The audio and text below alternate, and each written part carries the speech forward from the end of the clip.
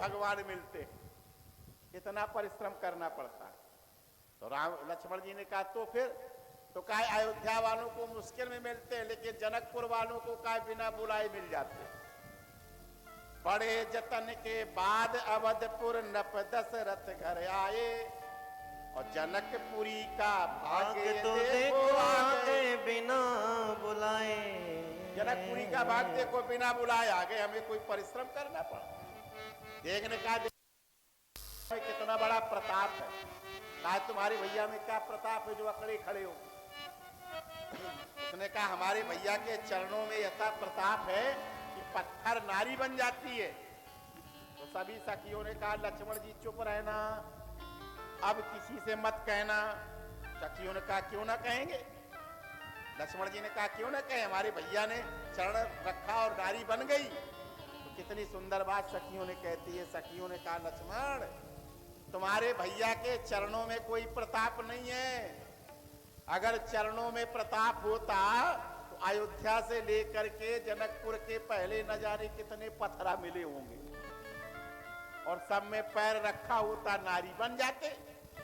तो कहा ये नारी क्यों बन गए, कहा ये तो जनकपुरी की भूमि का प्रताप है कि जैसे ही जनकपुरी में आए और उनका चरण लगा तो पत्थर भी नारी बन गए। तो आज सखियां कहने लगी हरि ध्यान सुनो धनुधारी गारी मिथिला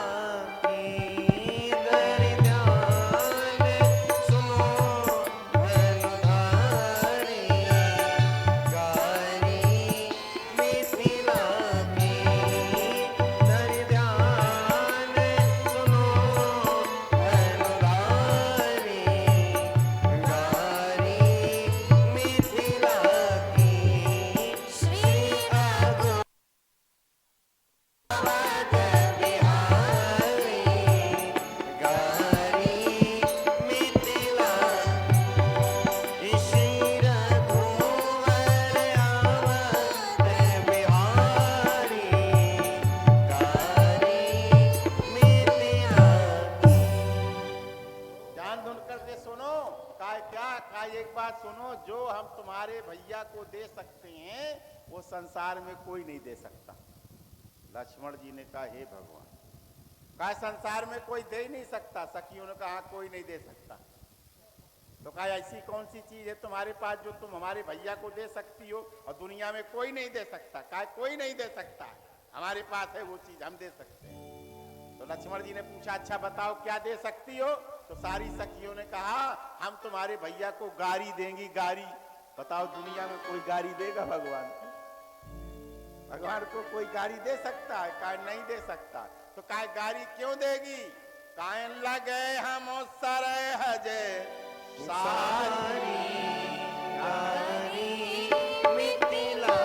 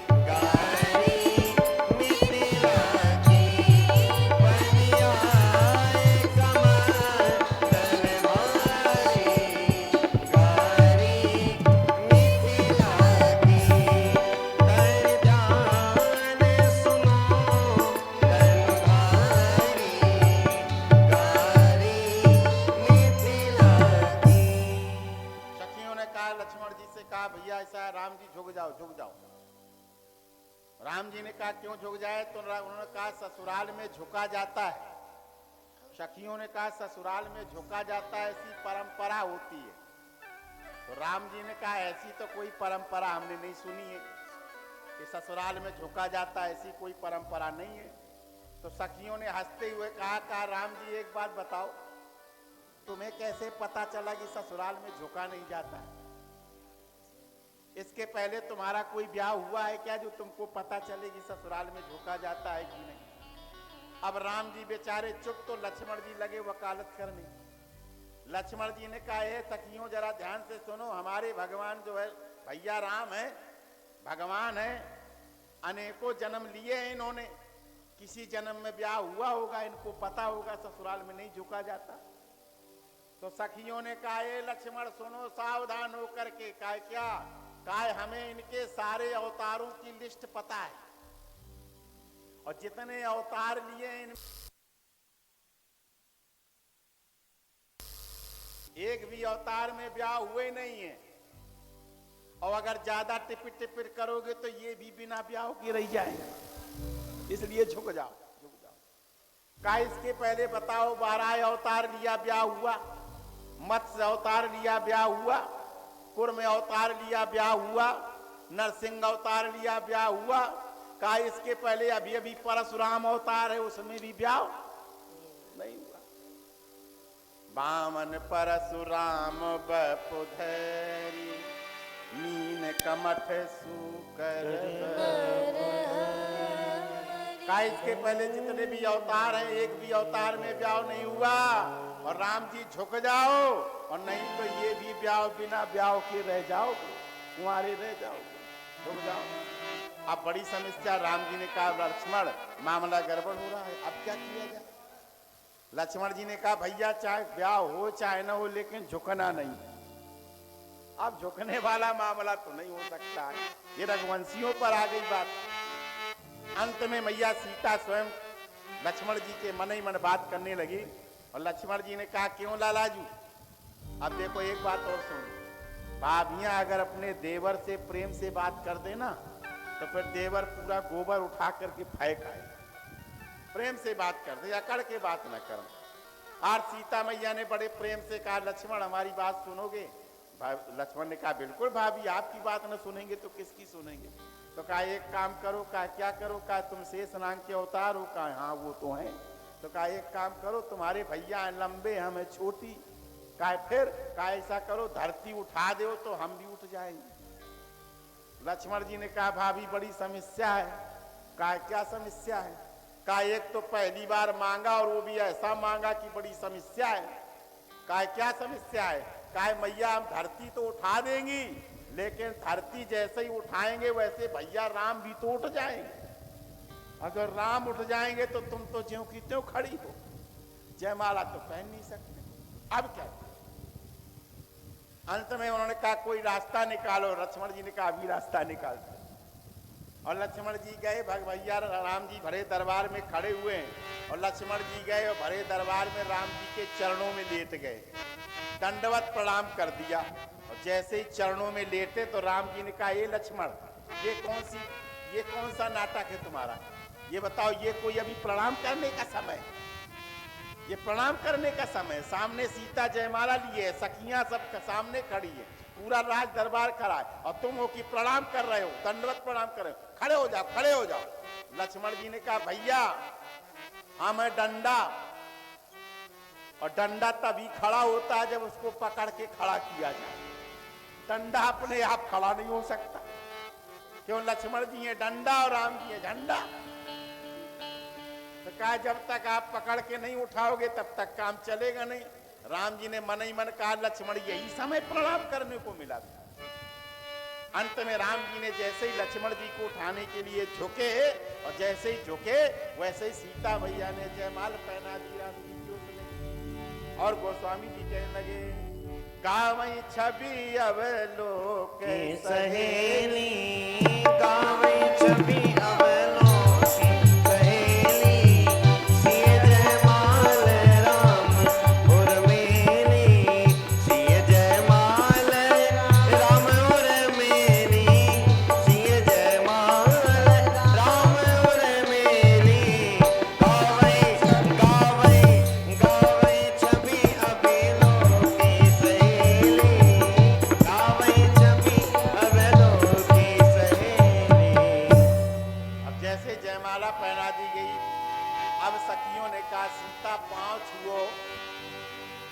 जयमाला पहन गई तो फिर धर्म बनता है कि अपने पति के पैर छुओ। अब सीता मैया बड़ी परेशान। सीता मैया से सखिया बार बार कह रही हैं पैर छुओ पैर छुओ, और सीता मैया पैर नहीं छू रही हैं। एक ने कहा पैर क्यों नहीं छू रही हैं? तो सीता मैया को याद आ गई गौतम की नारी अहिल्या। अहिल्या को ध्यान करके सीता मैया पैर नहीं छू रही हैं। कहा क्यों नहीं छू रही हो? कहा जब वो थी पत्थर की, और जब पत्थर की थी उसने पैर छुए तो वो नारी बन गई, और हम है जिंदा, अगर हमने पैर छुए और हम पत्थरा की बन गई तो समस्या खड़ी, बड़ी समस्या खड़ी हो जाएगी। गौतम तिये करी सूरत करे नहीं पर सत पद मन विजय रघुवंश मणि प्रीत अलौकिक जानी। सीता मैया गौतम जी की स्मरण, नारी की स्मरण करके पैर नहीं छू रही, और यहाँ पर जितने राजा बैठे थे सारे राजाओं के मन में ये भाव आ गया कि बिटिया धीरे धीरे आई है जयमाल पहनाने के लिए, इसका मतलब बिटिया को वर पसंद नहीं है। अब बिटिया पैर भी नहीं छू रही है तो ये तो पक्का हो गया कि अब बिटिया को लड़का पसंद होता तो बड़े आराम से जयमाला पहनाती, पैर भी छूती। तो जो दुष्ट प्रवृत्ति के राजा हैं उन्होंने कहा जब बिटिया को लड़का पसंद नहीं है तो फिर विवाह नहीं हो सकता। तो कहा जब ब्याह नहीं होगा तो क्या करोगे? तो गोस्वामी जी कहते हैं उठी उठी पहेरे सनाए अभागे, उठी उठी पहर सनाए अभागे, जाता काल बजावने लागे, जाता काल बजावने लागे। सारे राजा खड़े हो गए। एक ने कहा रुको। कहा क्या हुआ? कहा धरी मारहू सियले लेहू चढ़ाई, धरि मारहू सियले चढ़ाई, छड़ाय सिय कहाँ को, लेहू छड़ाय सिय कहाँ को, धरि माधव न पवालक गो, धरि माधव न पवालक गो। राजा ने कहा दोनों बालकों को बांध लो, सीता को छेड़ा लो। अब याद रखना ये वही दर्शन है जो आज दिखाई दे रहा है। ये वही राजा हैं जो सारे राजा हार मान बैठे थे। और याद रखना आपकी जिस समय जीत होगी, आप जब भी आगे बढ़ोगे तो ये जो राजा जिंदगी में कुछ नहीं कर सकते हैं, ये केवल आपके पीछे हल्ला मचाना शुरू कर देंगे, आपका विरोध करना शुरू कर देंगे। आप सफलता की ओर बढ़ो, और जैसे ही सफलता आपके हाथ में लगने लगेगी तो ये जितने हारे हुए राजा हैं ये आपके पीठ पीछे हल्ला मचाने लगेंगे। सामने नहीं आएंगे, सामने बिल्कुल नहीं आएंगे आपके। जब भी आप सफलता के पायदान पर चढ़ोगे, देखो ये राजा कोई सामने नहीं आ रहे हैं। और आज समाज में ऐसे लोग विद्यमान होंगे, क्या करेंगे? ये सामने नहीं आते, ये उकसाते हैं दूसरों को। आप कोई काम कर रहे हो ना, आपसे सामने नहीं लड़ेंगे, लेकिन बगल वाले को उकसा देंगे, लगे हम है ना, हाँ लगे हम है ना, मतलब बगल वाले को उकसाएंगे और स्वयं सामने आने वाले नहीं। आज ये सब राजा खड़े हो गए और बाएं सकोड़ने लगे। एक ने कहा ए, पकड़ लो, बांध लो। तो दूसरा कहता हाँ बांध, हम है ना। अब सारे राजा एक दूसरे के लिए पास कोई नहीं जा रहा, सब राजा एक ही बात कर रहे हैं, पकड़ो, मारो। जब ये सब आवाज आने लगी तो लक्ष्मण जी दहकने लगे। लक्ष्मण जी इधर उधर देख रहे हैं। लक्ष्मण जी ने कहा भैया, राम जी ने कहा चुप रहो, अभी शांत रहो।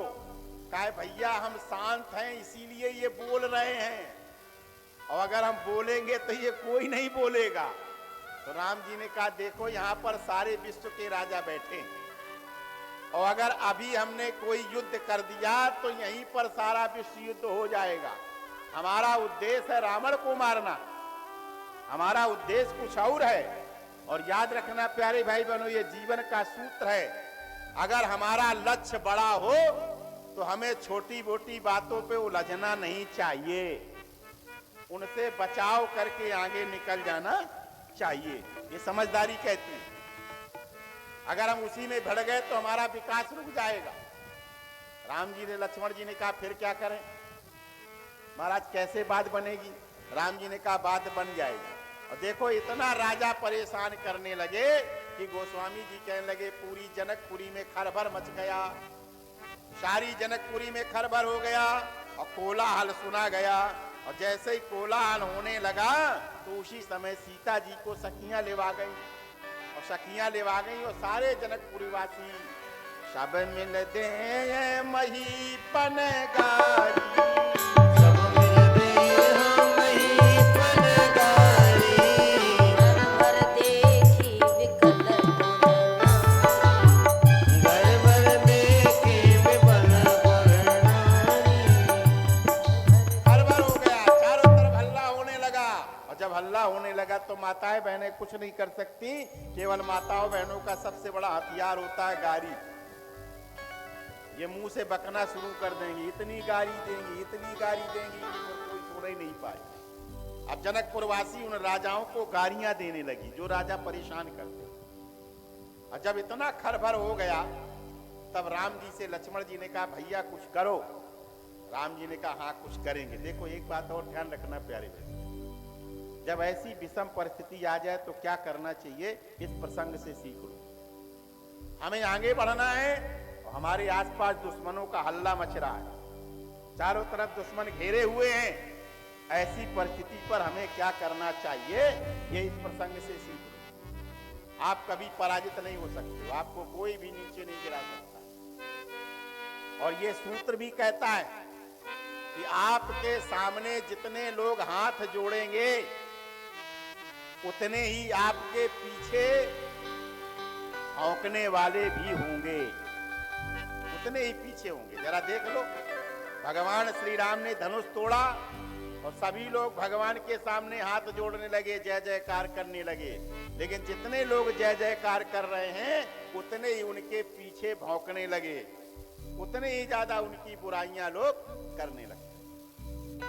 आज जैसे ये दशा देखी तो राम जी ने कहा मैं अभी एक उपाय करता हूं। क्या करते हो महाराज, उपाय क्या करोगे? सावधान होकर के देखना का एक चीज है, काम भी बन जाए बात भी बन जाए, ऐसा उपाय करना चाहिए। चोट भी ना लगे बात भी बन जाए। काय कौन सा उपाय?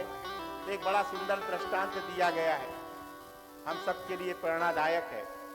जीवन में कहते हैं एक बार महात्मा बुद्ध जी एक गांव में गए, उस गांव में उपदेश दिया और जब उस गांव से जाने लगे तो रास्ते में एक बड़ा भारी सर्प मिलता था, सर्प। तो लोगों ने कहा महाराज जी इस रास्ते में न जाओ, ये बहुत गहरा सर्प है, काट खाता है, मार देता है। उस गली से कोई जाता नहीं था। तो महात्मा बुद्ध ने कहा नहीं हम तो जाएंगे।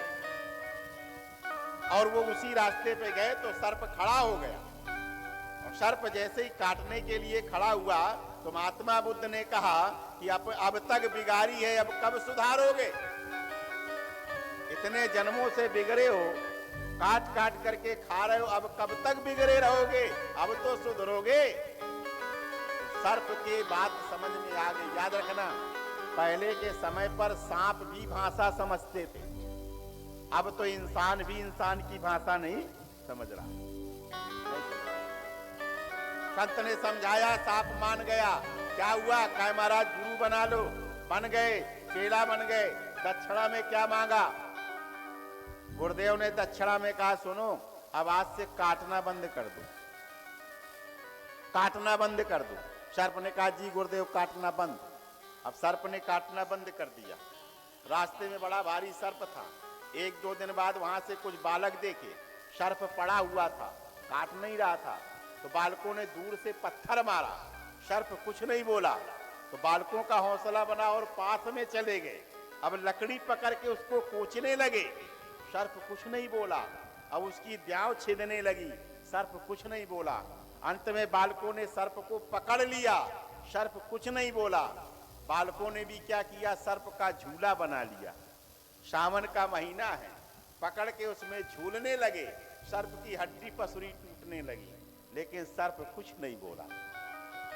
अंत में इतना परेशान हो गए लोग, रोज आमे और झूले, और अंत में सर्प वहीं पड़े, हड्डी पसुरी टूट गई। 3-4 दिन बाद महात्मा बुद्ध लौट करके आए। उन्होंने सोचा अपने चेला से मुलाकात कर ली जाए। महात्मा बुद्ध ने आवाज लगाई, अरे भैया कहाँ हो सर्पराज? उसने आवाज लगाई बीमार अवस्था में, गुरुदेव यहाँ हूं, गुरुदेव यहाँ हूं। गुरुदेव ने देखा, कहा अरे ऐसी बुरी दशा? गुरुदेव ने कहा, बेटा ये तुम्हारी दुर्दशा किस कारण हुई है? ये तुम्हारी दशा किस संग से हुई है? तो उसने कहा, गुरुदेव ये मेरी दशा कुसंग से नहीं हुई है, ये मेरी दशा सुसंग से हुई है। ये मेरी दशा तो मैंने आपकी संगत की इसलिए हो गई। गुरुदेव ने कहा, ये कैसे हो सकता है? सुसंग से भला कैसे तुम्हारा ये शरीर बेकार हो सकता है? उसने कहा, गुरुदेव आपने कहा था कि आज काटना नहीं, तो मैंने आपकी बात को मान लिया, मैंने काटना बंद कर दिया, तो आज मेरी ये दुर्दशा हो गई कि लोगों ने मुझको खिलौना बना दिया। तो गुरुदेव ने कितनी अच्छी बात कही। गुरुदेव ने कहा, अरे भैया मैंने काटने को मना किया था, मैंने फुफकारने को मना। याद रखना, अगर फुफकारोगे नहीं तो लोग तुमको मार डालेंगे, और काटोगे तो वो स्वयं मर। इसलिए याद रखना, खुद को इतना कभी मत झुकाना कि तुम्हारी हड्डियां टूट जाएं। अपनी तरफ से गलत नहीं करना, लेकिन अगर कोई गलत करे तो फिर उसको छोड़ना भी, इतना भी नहीं समझौता करना है। कहते हैं रीढ़ की हड्डियां खुद चटकने लगे, खुद को इतना झुकाना नहीं चाहिए। और जो मदद खुददारियां छीन ले, ऐसा मददगार जीवन में नहीं चाहिए। जो खुददारी छीन ले, स्वाभिमान छीन ले, नहीं करना चाहिए। राम जी ने कहा, चिंता मत करो, हम इन सब का इलाज कर रहे हैं। और इलाज क्या किया? ऐसे ही दरबार लगा था, चारों तरफ से परकोटा बंद है, केवल एक दरवाजा सामने से खुला है, बाकी सब दरवाजा बंद। सारे राजा बैठे हैं, और जितने राजा बैठे हैं, जितने भी कपूत राजा थे, जितने भी मूढ़ राजा थे, मूर्ख राजा थे, वे सब राजा बार बार कहे, पकड़ो पकड़ो, मारो मारो मारो। एक राजा खड़ा हुआ, बीच में राम लक्ष्मण खड़े। एक राजा खड़ा हुआ, उसने कहा मारो, और जैसे ही अंगुरी गई, उसी समय दरवाजे पे एक व्यक्ति आ गया। उसने ऐसा ही उंगली कहा, ऐसे जैसे किया, तो सामने एक व्यक्ति खड़ा हो गया, फरसा लिए खड़ा। और जैसे ही फरसा देखा, तो सामने वाले की उंगली ऐसी गई, अब वो न नीचे हो न ऊपर, ऐसे जैसे आप देखो अचानक जा रहे हो, और जाते जाते कोई सांप मिल जाए तो बताओ घिघी बन जाती है कि नहीं? आवाजें नहीं आती है। और जैसे ही राजा ने कहा पकड़ो, उसी समय परशुराम जी आ गए। गोस्वामी जी कहते हैं, अरे बाप रे बाप, भृगुपति बेलोक सब भूप गए कांप। हजी बाप रे बाप, हजी बाप रे बाप, भृगुपति बेलोक सब भूप गए कांप। हजी बाप रे बाप, भृगुपति बेलोक सब भूप गए कांप। कोई करे भय से विलाप और प्रलाप, कोई करे वर से विलाप और प्रलाप, कोई कहे ऐसे जैसे सूंघ गयो सांप। हजी बाप रे बाप, भगवती बेलोक सब भूप गए कांप। हजी बाप रे बाप, भगवती बेलोक सब भूप गए कांप। जैसे ही राजा खड़ा हुआ, और राजे ने जैसे ही कहा पकड़ो, और पकड़ो की आवाज की उंगली गई, और उंगली गई जाते ही अवसर सुनी, और शिव धनु भंगा। आयऊ कुल कमल पतंगा। जैसे ही देखा, उसी समय महाराज भगवान जी का आगमन हो गया।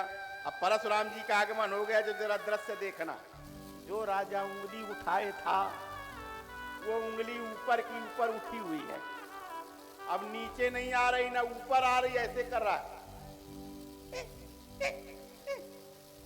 आवाज नहीं निकल रही परशुराम जी को देख करके एकदम। अब क्या करे? दूसरा कहता है लगे लगे लगे, क्या हुआ क्या हुआ? वो कहता आवाज भी नहीं निकल रही, परशुराम जी का भय। दूसरे ने जैसे ही देखा उंगली की ओर, और उंगली की ओर जैसे ही देखा तो दूसरा आदमी भी देखते रह गया। अब वो न नीचे करे न ऊपर। एक ने कहा ए भैया परशुराम आ गए। कहा हाँ। तो कहा जो दुबरे दुबरे राजा थे वो मोटे मोटे राजा के पीछे छिप गए। अब बेचारे मोटे मोटे राजा कहाँ जाए? जो दुबरे दुबरे थे वो मोटे मोटे के पीछे छिप गए, मोटे कहाँ जाए? एक ने कहा भैया एक काम करो। कहा क्या?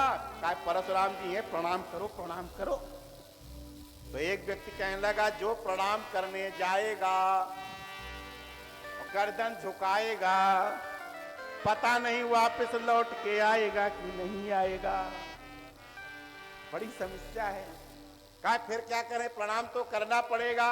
कहा ऐसा करो जो जहां बैठे हो वहीं से प्रणाम करो, कोई पास में मत जाना।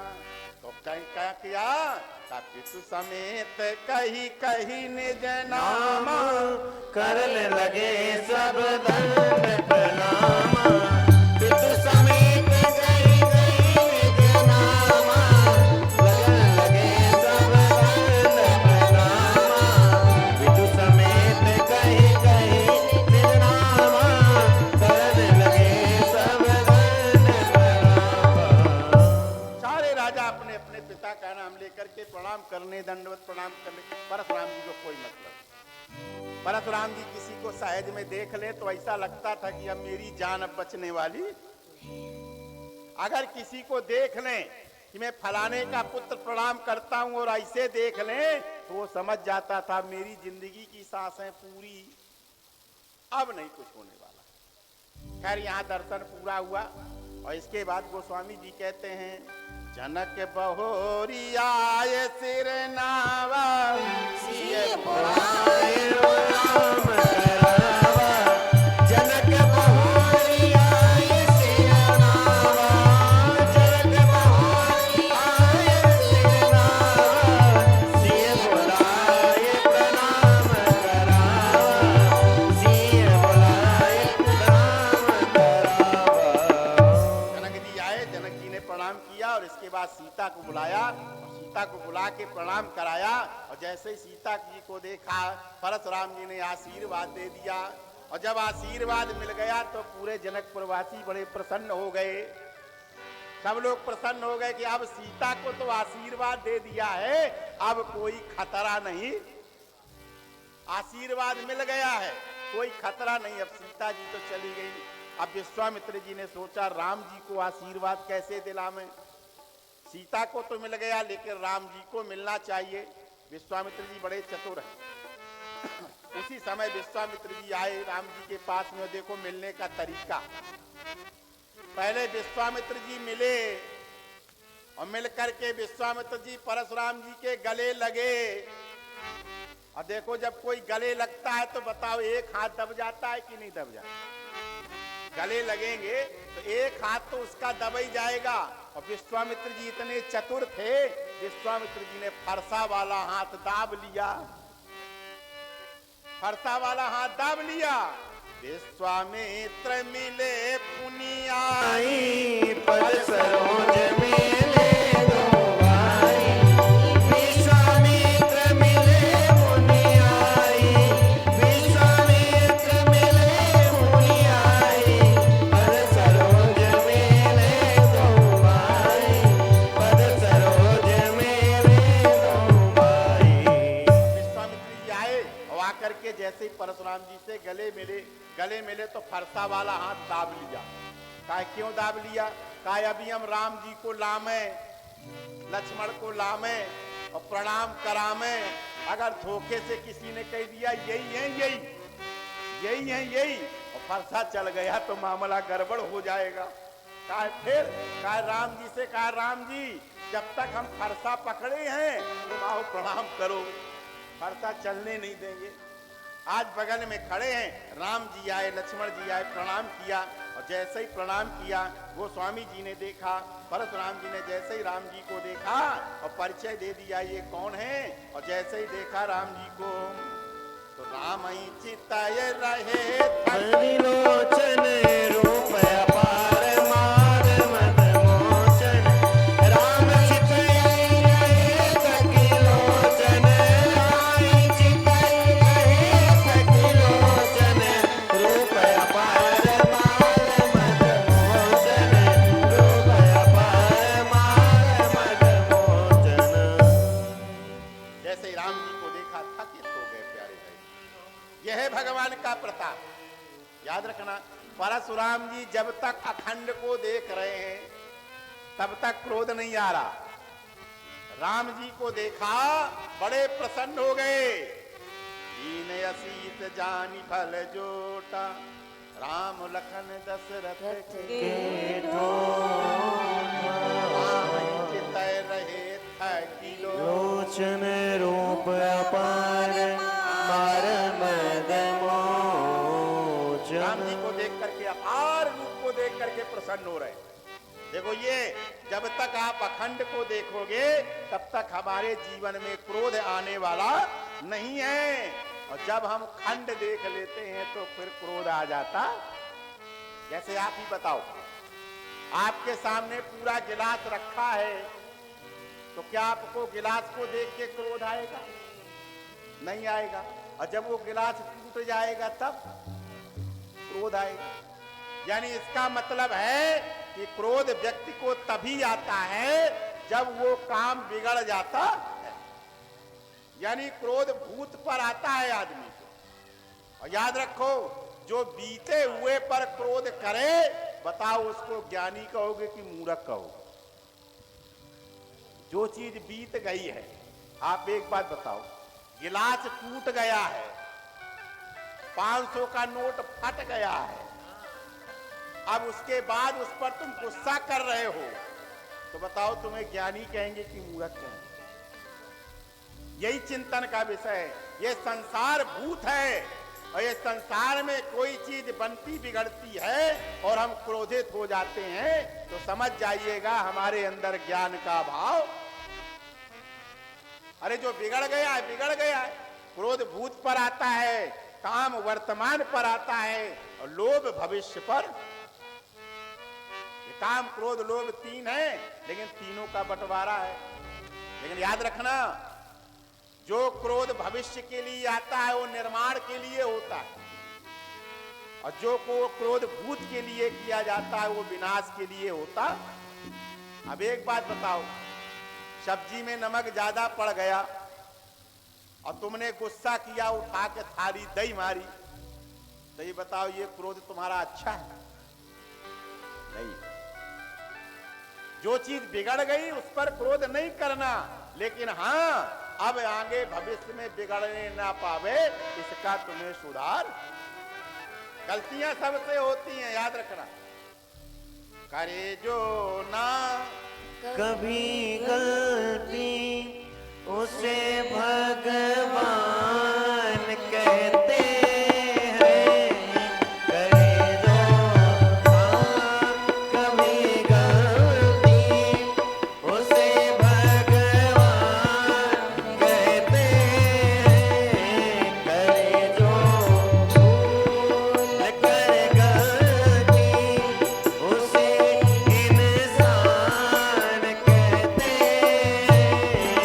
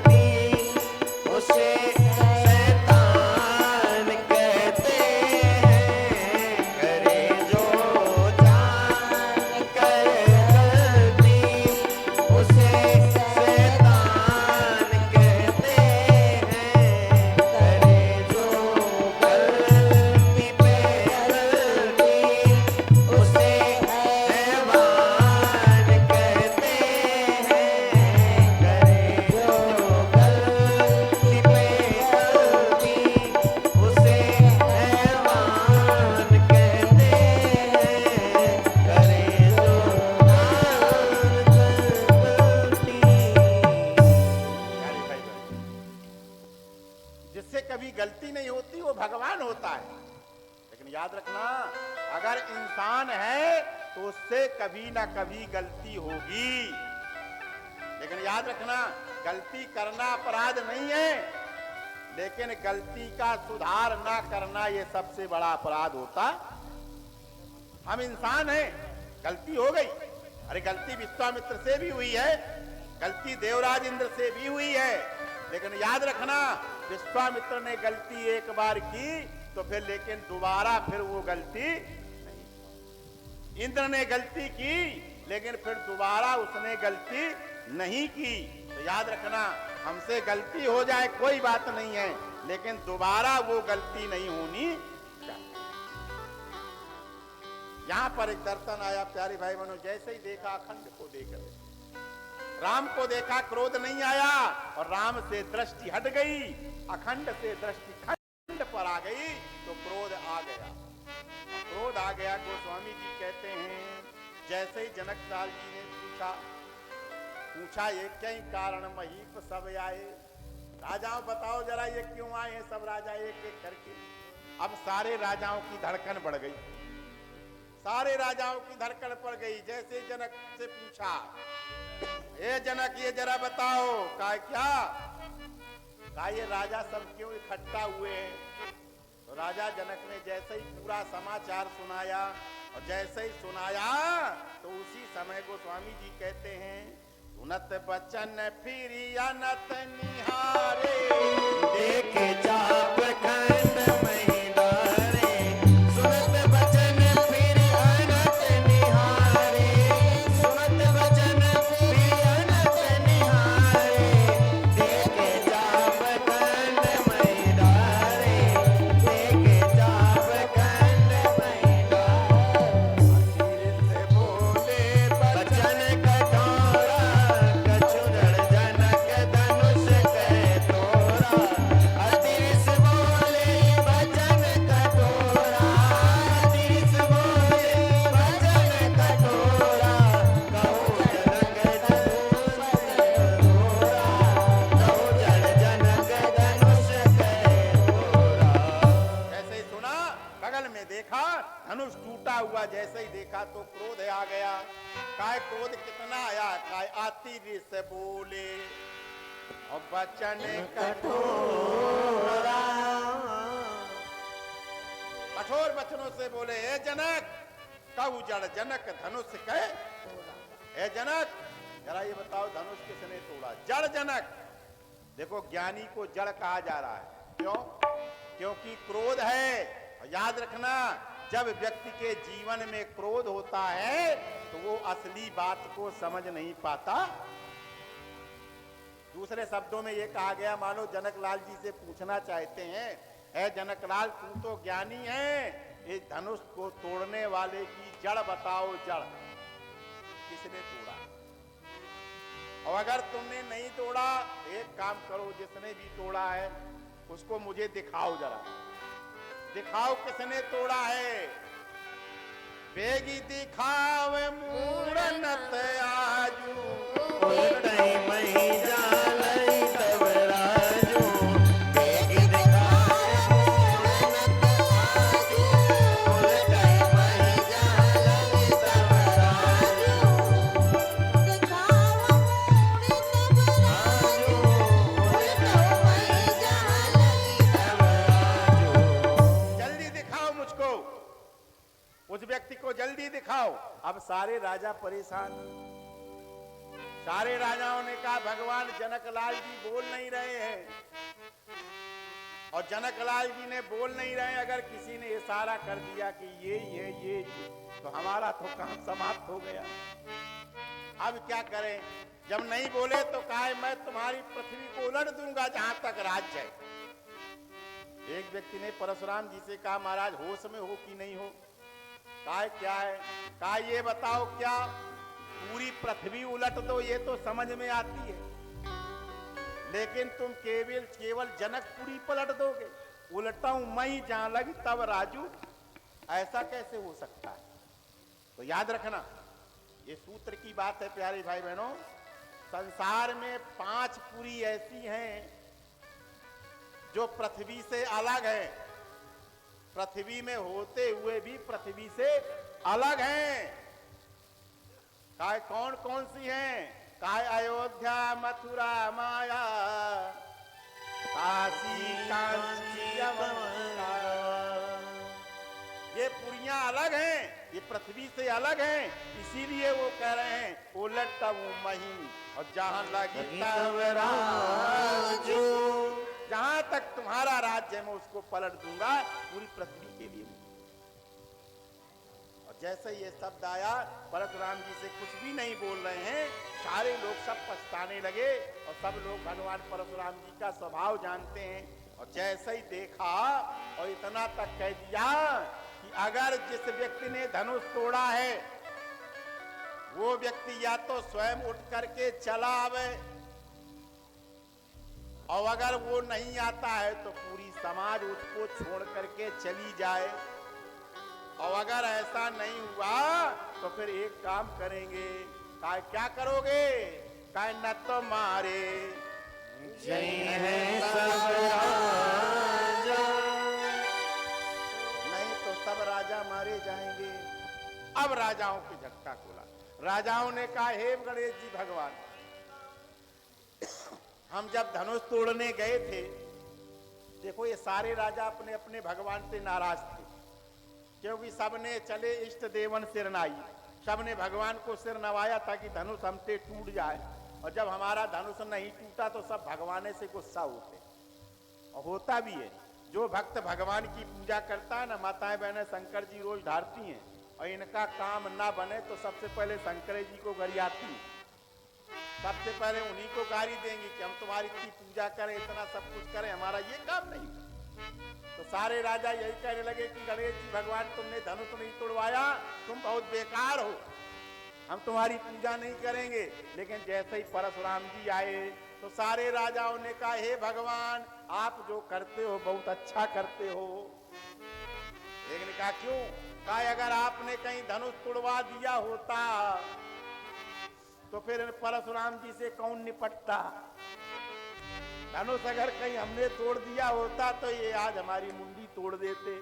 इसलिए अच्छा किया जो आपने धनुष नहीं तोड़वाया, बहुत अच्छा किया। अब जैसे ये सब कोलाहल हो रहा था, कोई उत्तर नहीं दे रहा था, तब गोस्वामी जी कहते हैं, सभय बिलो के लोग सब जान जान के वीर, हृदय हर्ष विषाद कछु बोले श्री रघुवीर। भगवान के हृदय में कोई हर्ष और विषाद नहीं है, और वो बोल पड़े। याद रखना, ये जीवन का सूत्र पकड़ लीजिए प्यारे भाई। भगवान श्री राम जब धनुष तोड़ने के लिए जाते हैं तब भी उनके जीवन में ना हर्ष है ना विषाद।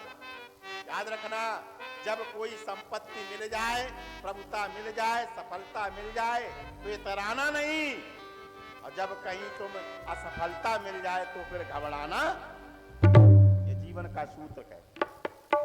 अगर सफल हो जाओ तो इतराना नहीं, और फेल हो जाओ तो कभी घबराना नहीं। राम जी ये कहना चाहते हैं, मैं धनुष तोड़ने के लिए जा रहा हूं तो कोई प्रसन्नता भी नहीं है। सुन गुरु बचन चरण सिरनावा, हरस विषाद न कछूर। और यहाँ पर धनुष टूट गया, लेकिन सामने परशुराम जी से मुकाबला हो रहा है, तब भी घबराते नहीं है, न हरस है न विषाद है। गोस्वामी जी ने लिखा, हृदय न हरस विषाद कछु बोले श्री रघुवीर। क्या संदेश देते हैं प्यारे भाई बहनों?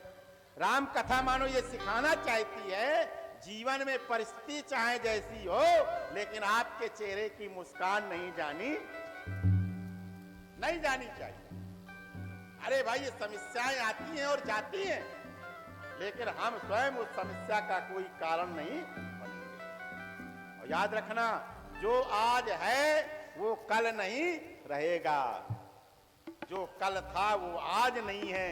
इसलिए आज अगर कोई विपरीत परिस्थिति है तो घबराइए मत, ये भी चला। जैसे एक व्यक्ति ने एक राजमहल बनवाया, और राजमहल बनवाने के बाद अपने गुरु से कहा, गुरुदेव कोई ऐसा वाक्य लिखिए जिस वाक्य को पढ़ने के बाद मुझे सदैव प्रसन्नता हो, जिस वाक्य को पढ़ने के बाद मेरे जीवन में कभी उद्विग्नता ना हो, ऐसा कोई वाक्य लिखिए।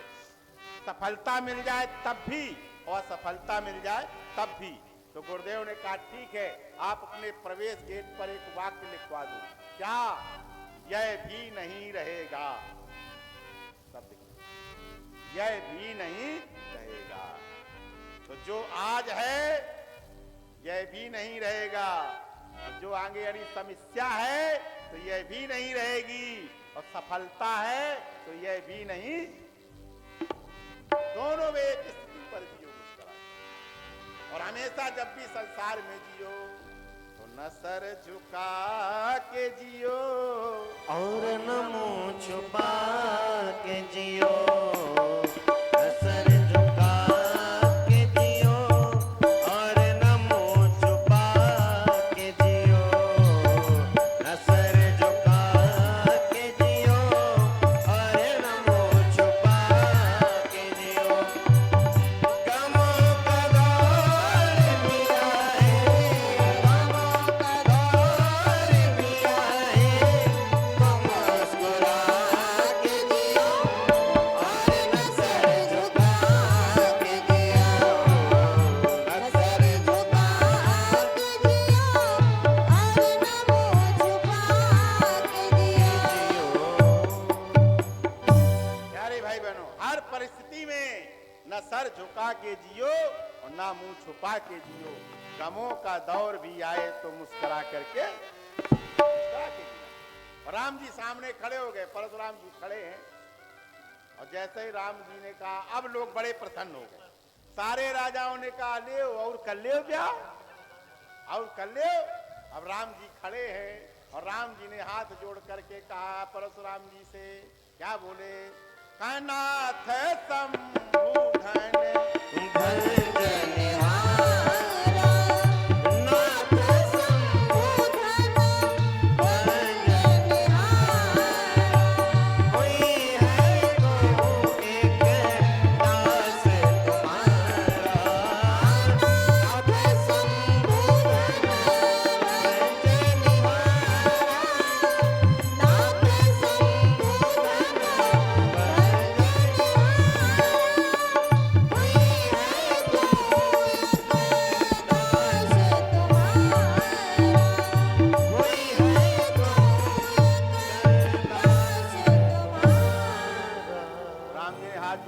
परशुराम जी से कहा, महाराज शंकर जी का धनुष तोड़ने वाला केऊ आपका दास होगा, हूं है केऊ।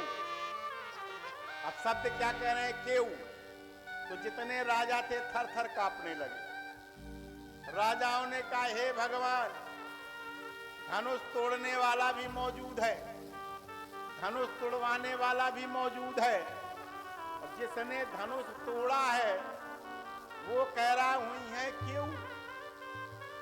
अब केऊ में कहीं उसने धोखे से हमारी तरफ अंगुली कर दी तो, अगर अंगुली कर दी तो भगवान धनुष तो टूटा नहीं, मरे और जा रहे। आइए, स्वागत है आपका, ताली बजा करके भाई साहब स्वागत है। हरे राम राम राम सीता राम राम राम, हरे राम राम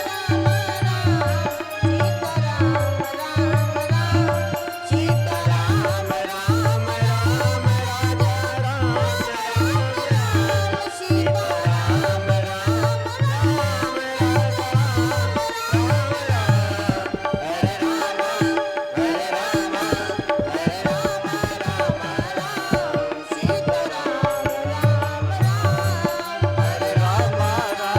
राम, सीता राम राम राम राजा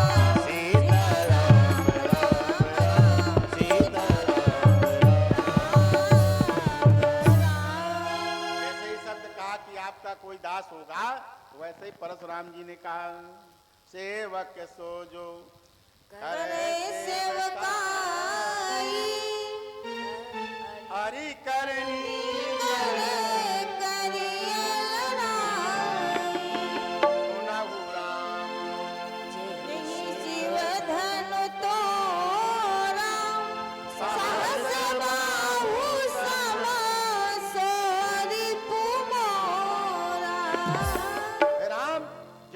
धनुष को तोड़ा है वो मेरा शास्त्रा भाव के समान बैरी है।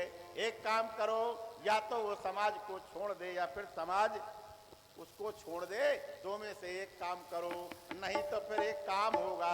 क्या होगा? न तुम्हारे जय है सब राजा तो मिलेगा विहाय समाजा। वो व्यक्ति समाज को छोड़ करके आ जाए, और नहीं तो फिर सारे राजा मारे जाएंगे। और जैसे ही ये कहा सारे राजा मारे जाएंगे, अब सारे राजाओं ने हाथ जोड़ लिया, हे भगवान धनुष तो टूटा नहीं, मारे और जा रहे हैं, और अगर कहीं धनुष तोड़ के मरते तो कम से कम घर वाले ये तो कहते कि धनुष तो तोड़ लिया था तब मरे। एक राजा ने कहा क्यों? हमने कहा था जल्दी भाग चलो, तब तो भागे नहीं, तब तो बाएं सकोर रहे थे, धरी मारो उसी ले छिड़ाई। अब ले सीता छिड़ाओ, गर्दन कटवाओ। सारे राजा परेशान हो गए। अंत में लक्ष्मण जी ने भैया से कहा भैया एक काम करें। भैया ने कहा कौन सा काम करना है? कहा भैया एक बात बताओ, जो व्यक्ति अंग्रेजी जानता हो उससे संस्कृत भाषा से बात करनी चाहिए क्या? राम जी ने कहा नहीं, जो भाषा जानता हो वही भाषा से बात करना चाहिए। तो कहा भैया आप दूसरी भाषा जानते हो और परशुराम जी दूसरी भाषा जानते हैं। हम देखते हैं ना, जैसे कहते नहीं है कि हमारे आदरणीय दया शंकर त्रिपाठी जी दूसरी भाषा जानते हैं, हमारे यहाँ प्रदीप भैया हमारे दूसरी भाषा जानते हैं। हमारे सब लोगों की भाषाएं अलग अलग है, शब्द वही है, भाव वही है, लेकिन जो जिस भाषा का जानकार हो उसको उसी भाषा से उत्तर देना चाहिए। लक्ष्मण जी ने कहा भैया फिर क्या? राम जी ने कहा फिर? कहा अब हमें दो, हम इनको समझा ले। राम जी ने कहा तुम समझा लो? कहा बिल्कुल पक्का, हम इनकी पूरी भाषाएं जानते हैं, ये जितनी भाषाएं हम सब भाषा में उत्तर दे देंगे। और जैसे ही खड़े हो गए, परशुराम जी को प्रणाम किया लक्ष्मण जी ने, महाराज प्रणाम प्रणाम। हाँ, परशुराम जी ने कहा बोलो। जैसे ही कहा तो लक्ष्मण जी ने कहा महाराज एक बात बताओ, कहा क्या? कहा आपके क्रोध का कारण क्या है? आप क्रोध क्यों कर रहे थे? तो परशुराम जी ने कहा देखता नहीं है ये धनुष टूट गया, धनुष, इसलिए क्रोध कर रहे हैं। तो लक्ष्मण जी ने कहा महाराज एक बात बताओ, ये धनुष आपका है? धनुष आपका है? परशुराम जी ने कहा नहीं नहीं मेरा नहीं है। तो कहा किसका है? कहा ये मेरे भगवान शंकर का धनुष है, शंकर का। अच्छा महाराज, तो शंकर जी ने धनुष आपको दिया था क्या? तो लक्ष्मण जी परशुराम जी ने कहा नहीं नहीं मुझे नहीं दिया था। तो कहा ये बताओ महाराज, धनुष आपका नहीं है, आपको दिया नहीं है, तो फिर बताओ गुस्सा काहे कर रहे हो आप? गुस्सा क्यों कर रहे हो? तो कहा गुस्सा करने के कारण धनुष टूट गया है। तो लक्ष्मण जी ने कहा महाराज धनुष के टूटने से आप गुस्सा कर रहे हो क्या? परशुराम जी ने कहा धनुष के टूटने से गुस्सा करते हैं। कहा ना ना ना महाराज, आप धनुष के टूटने से गुस्सा नहीं करते। अगर धनुष के टूटने से गुस्सा आती होती तो बहुधन ही तो रील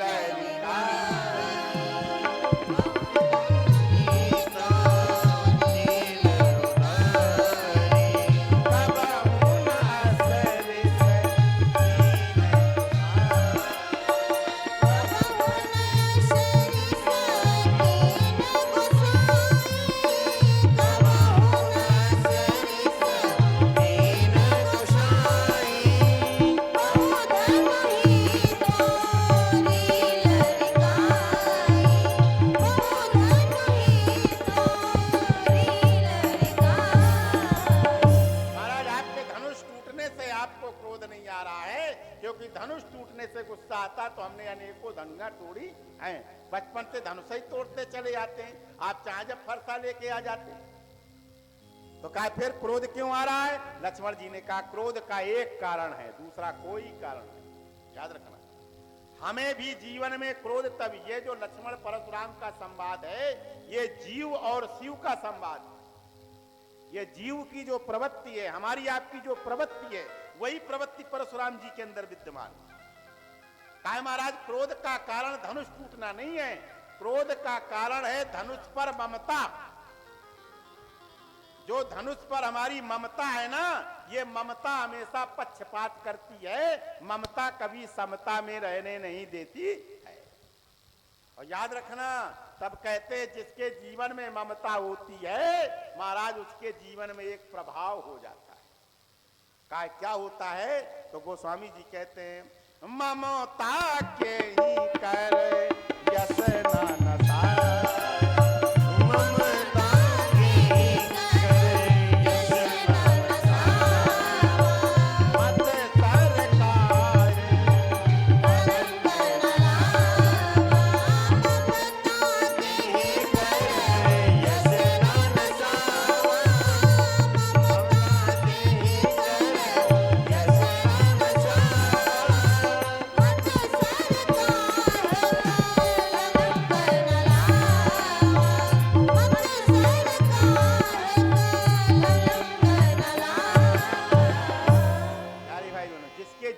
ममता होती है, याद रखना वो ब्रह्मांड का कितना भी बड़ा से बड़ा व्यक्ति ना हो, उसके जीवन का यश नष्ट हो जाता है। ये ममता है, सबसे बड़ी चीज है संसार में।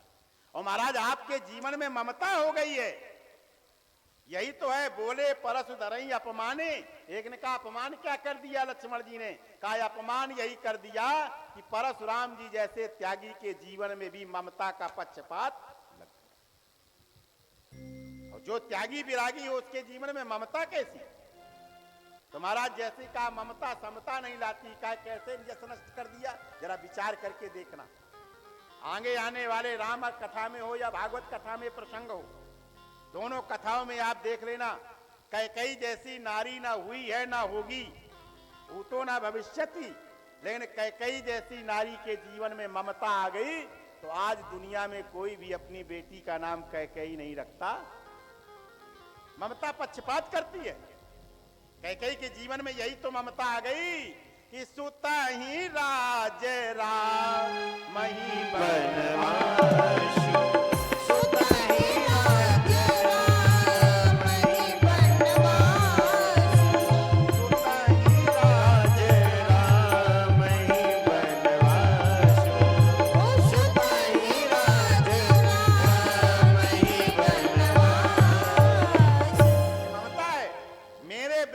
सब कुछ मिल जाए लेकिन पड़ोसी के बेटे का सर्वनाश हो जाए, यही जीवन की ममता है जो हमारे जीवन के यश को नष्ट करती है।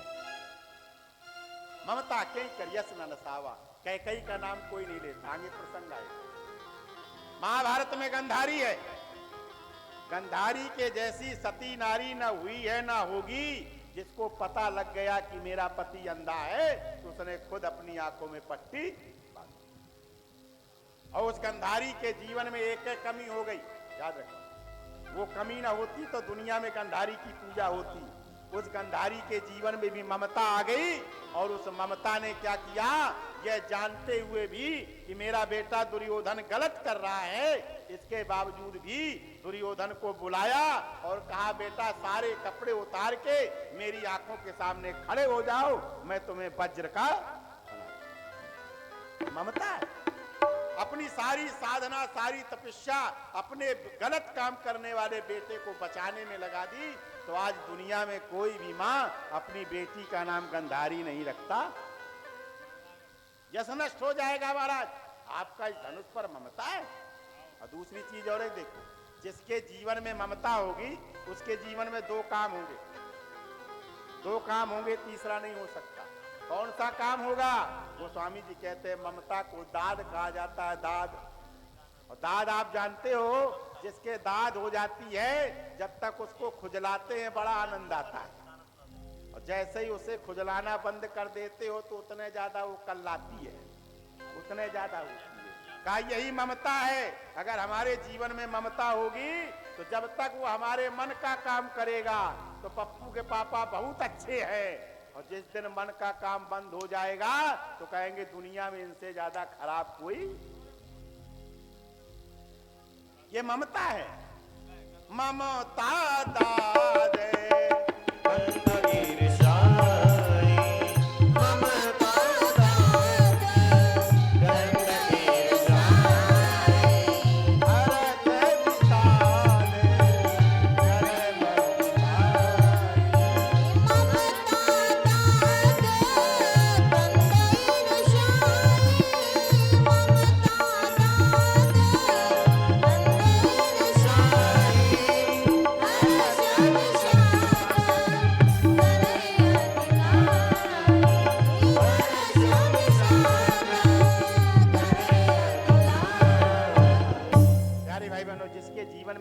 होगी उसके जीवन में ही हर्ष होगा, और जितना हर्ष होगा उतने ज्यादा विषाद भी होगा, उतना ही होगा।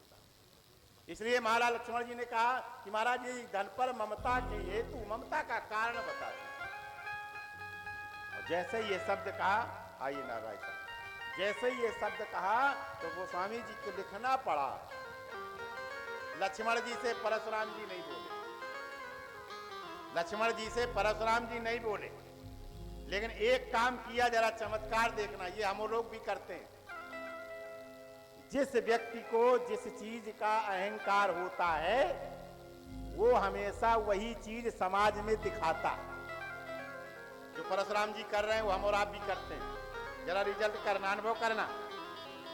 जिस व्यक्ति को जिस चीज का अहंकार होगा वही व्यक्ति वो समाज में दिखावा करे।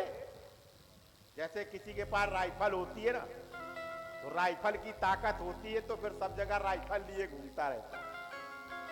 बात समझ आ रही है? आज परशुराम जी के पास सबसे बड़ी ताकत फरसा है। जब फरसा है तो लक्ष्मण जी ने बोला तो देखना लक्ष्मण जी की तरफ चाहिए भाई, जो व्यक्ति बोल रहा है उसकी तरफ देखना चाहिए। लक्ष्मण जी ने कहा यही धन पर ममता के हेतु, तो सुन रिसाय के भृगुकुल केतु। गुस्सा हुए लेकिन लक्ष्मण जी की तरफ नहीं देखा। कहां देखा?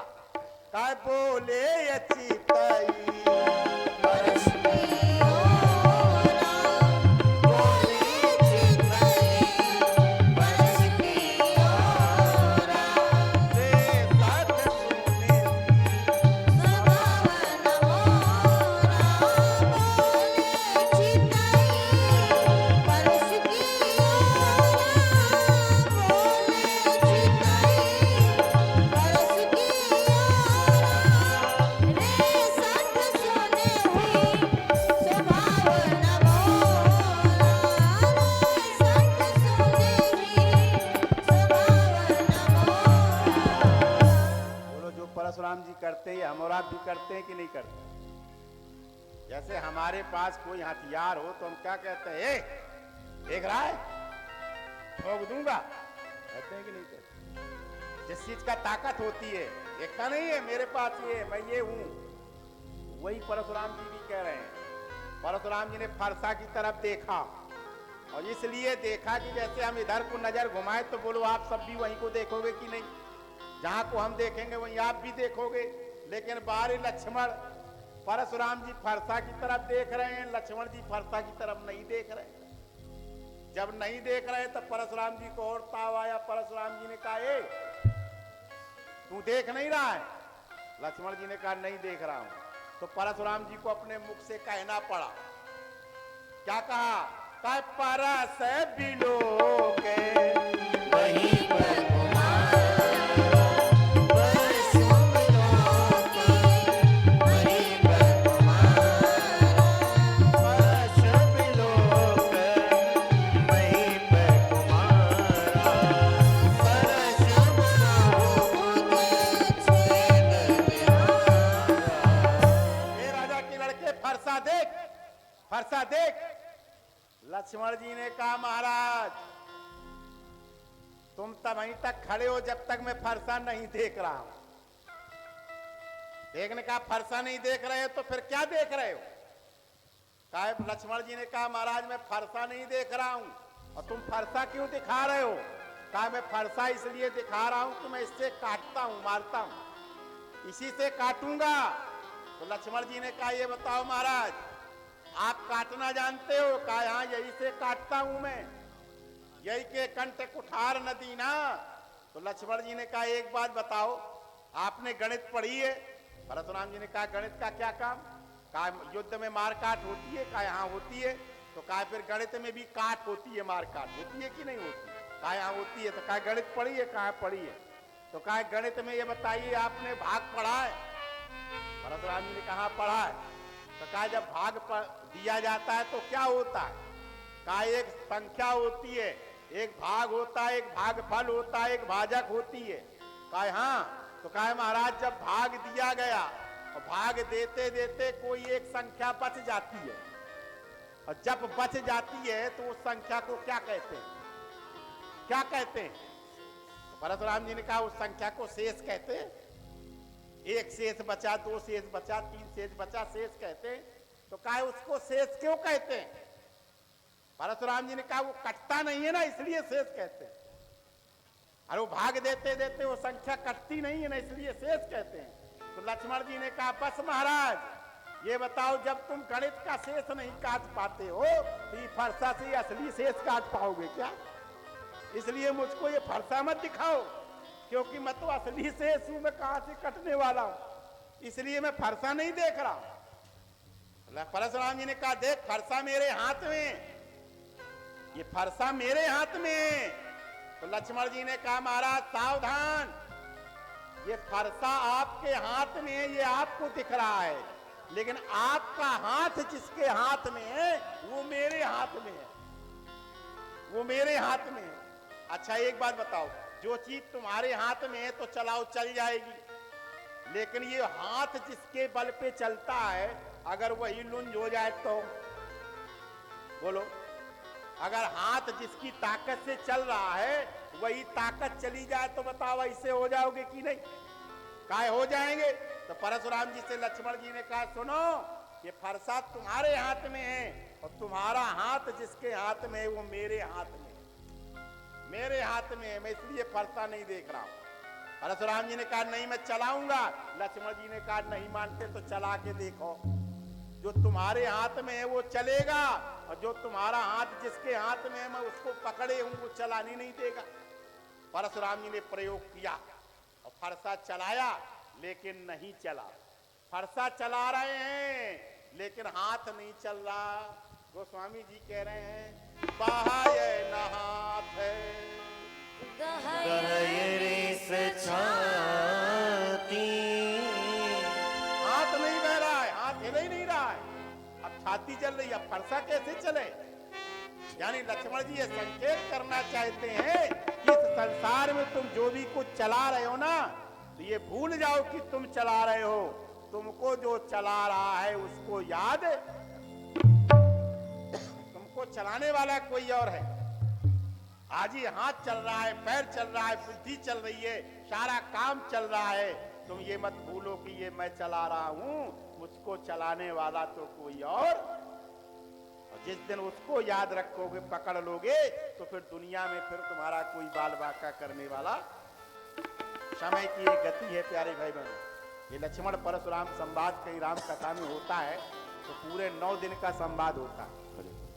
ये 18 दोहों में लक्ष्मण परशुराम का संवाद है और ये 18 दोहे माने 18 भागवत गीता के अध्याय हैं। 18 अध्यायों को इसमें समाहित किया है गोस्वामी जी ने। और जो व्यक्ति इस पूरे लक्ष्मण परशुराम संवाद को पढ़ लेता है तो एक जीव की स्थिति बन जाती है। हमारी आपकी भी वही स्थिति है। परशुराम जी ने बार बार ये कहा कि एक बात बताओ, अच्छा देखो कथनी कितनी गजब की, कहने की स्टाइल है। राम जी जब कहते हैं वही शब्द को तो अच्छा लगता है और उसी शब्द को लक्ष्मण जी कहते हैं तो बुरा लगता है। यही हमारे आपके जीवन में भी है। हम और आप भी उसी शब्द को कोई कहता है तो अच्छा लगता है और उसी शब्द को दूसरा कहता है तो हमको बुरा लगता है। जरा विचार करिए, लक्ष्मण जी ने क्या कहा और राम जी ने क्या कहा। राम जी कहते हैं प्रभु छुए तय ही टूटे पिनाक पुराण, छुए तई टूटे पिनाक पुराण, मैं कहीं हेतु करो अभिमान, छुए तई टूटे पिनाक पुराण, छुए तई टूटे पिनाक पुराण,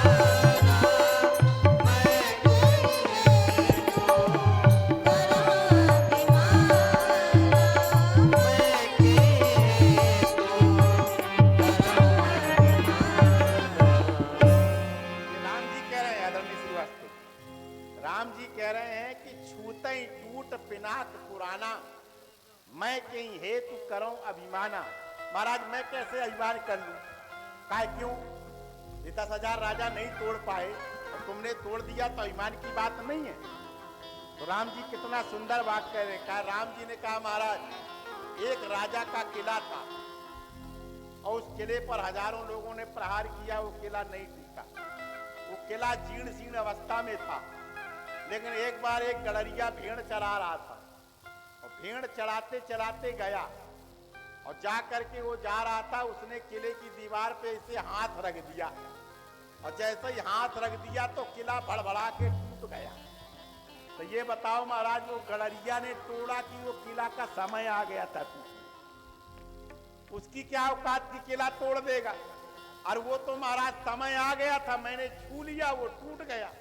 परशुराम जी ने कहा, बड़े ज्योतिषी बनते हो, तुमको कैसे पता कि समय आ गया है?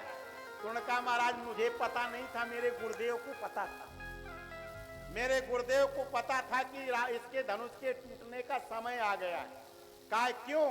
कहा तभी तो गुरुदेव ने कहा था, विश्वामित्र समय सोम जानी, विश्वामित्र समय सोम जानी, देवती स्नेह मैं अमानी, विश्वामित्र समय सोम जानी, विश्वामित्र समय सोम जानी, अति स्नेह मैं अमानी, बोले अति स्नेह मैं अमानी। महाराज गुरुदेव ने समय जान लिया था और मुझसे कहा, बेटा राम उठो और धनुष तोड़ दो, और मैंने छू लिया, वो टूट गया महाराज। इसलिए मेरा कोई दोष नहीं। राम वचन सुनी कछुक जुड़ा ले। अच्छा लगा कि चलो अपने को दोषी अहंकारी नहीं मानता। लेकिन लक्ष्मण जी से पूछा गया, क्यों धनुष तोड़ा? लक्ष्मण जी के वही बात कह रहे। लक्ष्मण जी कह रहे, महाराज छुअत टूट रघुपति न दोषु, अमुनि बिन काज करिए कतरोसु। महाराज राम जी ने छू लिया, उनका कोई दोष है, टूट गया। अब तुम्हारे बिना काम किया, तुम काहे गुस्सा कर रहे हो? अब बताओ, कहने की भाषा है ना, ऐसी भाषा बोली कि फिर आग लग जाए। इसलिए याद रखना, संभाल करके बोलना चाहिए। हमेशा ऐसा बोलना चाहिए जिसके बोलने में दूसरे को कष्ट न हो। भाषा वही है, लेकिन आप इतने प्रेम से बोलो जैसे कोई व्यक्ति है, अब भाषा में बोल दो, ए भैया भोजन कर लो, ये प्रेम की भाषा है। भोजन कर लीजिए, प्रसाद पा लीजिए, वो बड़े आराम से पाएगा। और तुम कह दो, ए महाराज जी वह धरो वह ठूस ले हो, आप बताओ धरो ठूस, तो क्या मतलब? भाषा वही, कहलाना वही चाहिए। अंत में एक बात और सुन लीजिएगा, कथा चूंकि आगे बढ़ेगी प्रसंग पर। आज चूंकि बेटी तेजस्विनी का निर्जला व्रत रहता है, सोमवार है ना, तो सावन के सोमवार का व्रत रहती है, इसलिए थोड़ा थोड़ा ताकत आप लोग भी लगाना, है ना? और इतना न करना कि पूरा पसीने निकालता।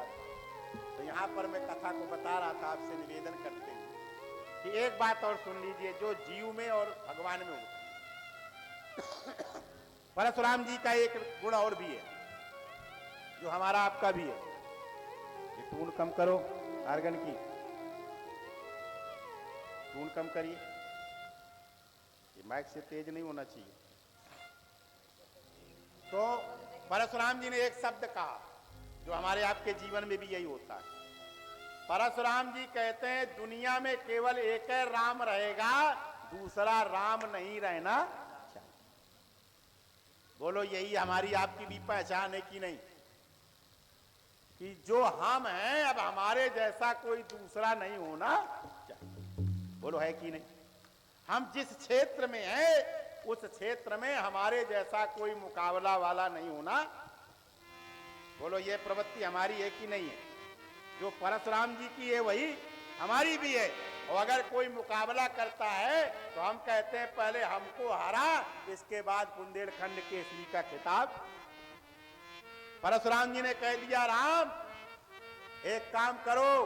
कहा क्या? कहा या तो तुम मुझसे युद्ध करो और नहीं तो अपना नाम राम हटा दो। राम, दुनिया में एक है राम रहेगा, दूसरा नहीं रहेगा। नाही त छोड़े कहाऊ राम, नाही त छोड़े कहाऊ राम, नाही त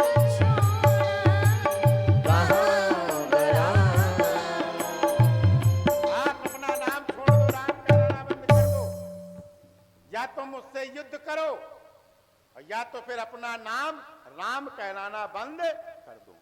बोलो बोलो बोलो, क्या ये सब स्थिति हमारे पास है कि नहीं है? हम लोग भी यही चाहते हैं ना कि सामने मैं ही रहूंगा, मेरे मुकाबले में दूसरा नहीं होना चाहिए। ये हम सब परशुराम जी की स्थिति पर ही विद्यमान है। चाहे जिस क्षेत्र में हो, अपना आप सोच लीजिए। अगर मैं डॉक्टर हूं तो फिर ये होता है कि मेरा ही नाम होना चाहिए। हम कथावाचक है ना, तो ये होना चाहिए कि कथावाचक में हमारा ही नाम होना चाहिए। ये परशुराम जी की स्थिति है। लेकिन राम जी क्या कहते हैं? राम जी ने कहा, महाराज आप तो आप हैं, आपका मुकाबला कौन कर सकता है? देखिए राम की स्थिति है, सामने वाला अकड़ रहा है, कह रहा है मेरे बराबर के तुम नहीं हो, अगर हो तो युद्ध करो। लेकिन राम जी क्या कह रहे हैं? राम जी ने कहा, महाराज आपका नाम बड़ा है, मेरा तो नाम छोटा है। कितनी बड़ी विडंबना है। इसलिए जरा विचार कर देखना, भगवान मेरे कितने महान हैं। भगवान कहते हैं, महाराज आपका इतना बड़ा नाम है कि आप फरसा लिए लिए घूमते हो तो लोग आपको परशुराम ही कहने लगे, क्योंकि परसा लिए रहते हो ना, इसलिए लोग परशुराम कहने लगे। लेकिन मेरे राम जी बताओ, जिंदगी भर धनुष लिए रहे कि नहीं? राम जी ने कभी धनुष छोड़ा? राम जी ने कभी धनुष नहीं छोड़ा। लेकिन आज तक दुनिया में कोई नहीं है जो कह दे कि ये धनुष राम है, नहीं है ना। मानो राम जी ये संकेत देना चाहते हैं कि अभिमान किस चीज का करते हैं। अभिमान परस का नहीं होना चाहिए, अभिमान तो केवल अपने गुण का होना। राम जी को धनुष राम नहीं कहा गया। राम जी कह रहे हैं, प्रभु मेरा नाम तो केवल 2 अक्षर का नाम है। तो क्या गुण क्या है तुम्हारे पास में? कोई गुण है? क्या यहाँ एक है गुण है? क्या जैसे धनुष है ना, धनुष की डोरी होती है, उतर जाती है, चढ़ जाती है, बस एक है गुण हमारे पास है। क्या? राम नाम लगो नाम राम नाम लगो नाम हमारा, परसु सहित बड़ नाम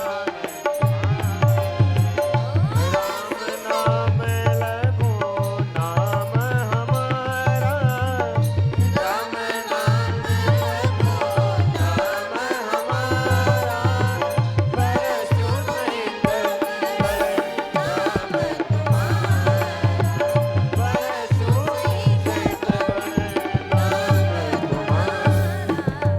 बोले सियावर रामचंद्र की जय। जय श्री सीताराम। आप सभी लोग मंच के माध्यम से श्री व्यास जी महाराज के मुखारविंद से बड़ा ही सुंदर एक अनोखा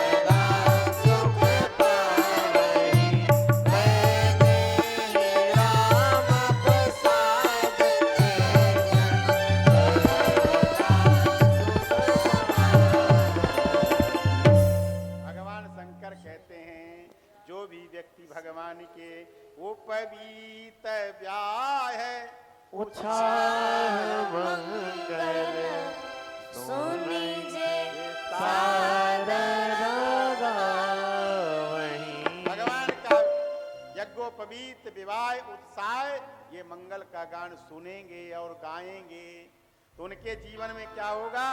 काय पय देहि राम प्रसाद ते जनु सर्वदा सुख पावहि। सदैव उनके जीवन में सुख ही सुख विद्यमान रहेगा जो भगवान राम का विवाह गाएंगे। सिय रघुवीर विवाह जे प्रेम गाई सुनहि तिन कहूँ सदा उछाय, मंगल आयतन राम जस। हरे रामा राम राम सीता राम राम राम, हरे राम राम राम सीता राम राम राम, सीता राम राम राम, राजा राम राम राम, सीता राम राम राम, राजा राम राम राम, हरे राम हरे राम हरे राम राम राम, सीता राम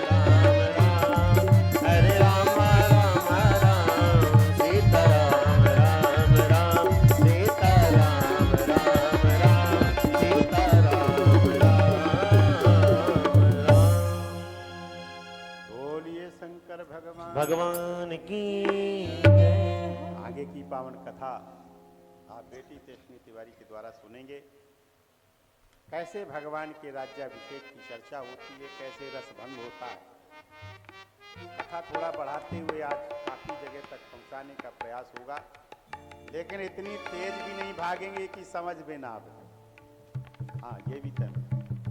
हाँ, इतनी तेज भी नहीं भागेंगे। कथा पूरी करने में कौन टाइम लगता है।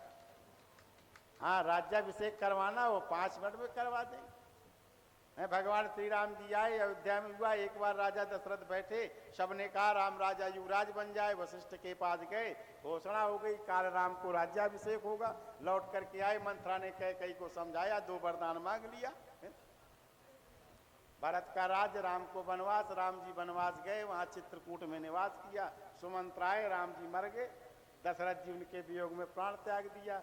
लौट करके भरत जी आए, चरण पादुका लेके राज में बैठा दिया। और यहाँ सीता का हरण हुआ, जटायु का मरण हुआ, लंका का दहन हुआ, रावण का मरण हो गया, राज्याभिषेक हो गया। बोलो सिया राम। बोल, हो गई राम कथा। ये तो सब प्रकार की कथा हो जाए, लेकिन जितनी भी कथा यहाँ चले थोड़ा विस्तार से चले, ज्यादा भगना भी नहीं है और अच्छा भी के साथ में रखना है। तो जहां तक चलेगा चलेंगे, राम जी जहां तक ले चलेंगे। ठीक है, एक बार तेजी से जयकारा लगाइए। बोलिए दुर्गे मैया की। बारे कंजूसों।